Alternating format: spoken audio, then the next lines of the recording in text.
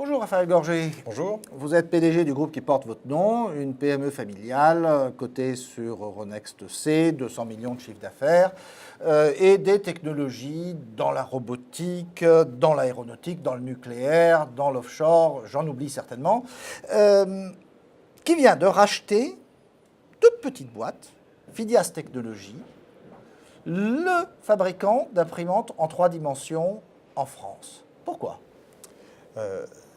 Dans le mode de développement d'un groupe comme le nôtre, une entreprise de taille intermédiaire, industrielle, familiale, exportatrice, on se doit toujours, et je crois que c'est au premier rang de mes priorités, identifier quels seront les marchés porteurs dans l'avenir sur lesquels nos technologies nous permettent de jouer un rôle.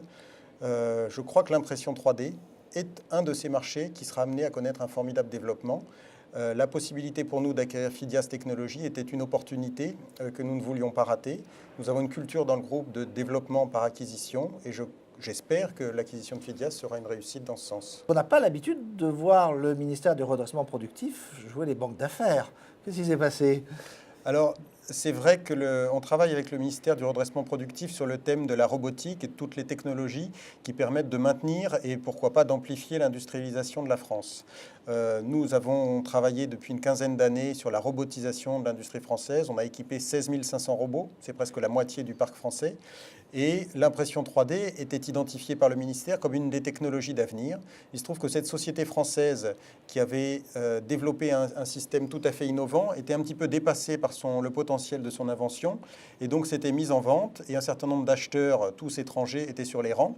C'est à ce moment-là qu'on a été sollicité par le ministère pour nous voir si cette technologie pouvait nous intéresser. Ça a été le cas et donc on a effectivement, à cette occasion, pris le contrôle de la société Fidias. Alors, ils n'ont pas pris de commission au passage ?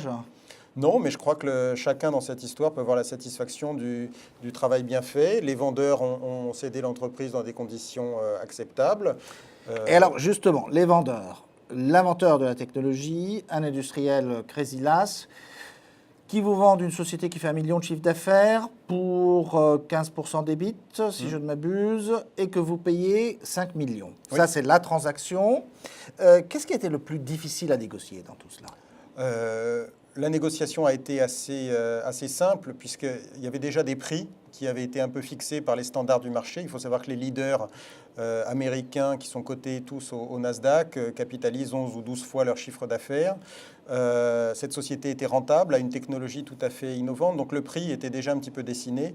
Et ce qui a été finalement facile pour remporter l'affaire, et je dois reconnaître que le ministère a joué un rôle là-dessus, c'est dans l'incitation envers les cédants, et notamment le fondateur, à aller vers une solution française, qui honnêtement, je crois, satisfait tout le monde aujourd'hui. Mais alors, vous voici le leader de l'impression en 3 dimensions, de la robotique, des drones, le leader français, je veux dire.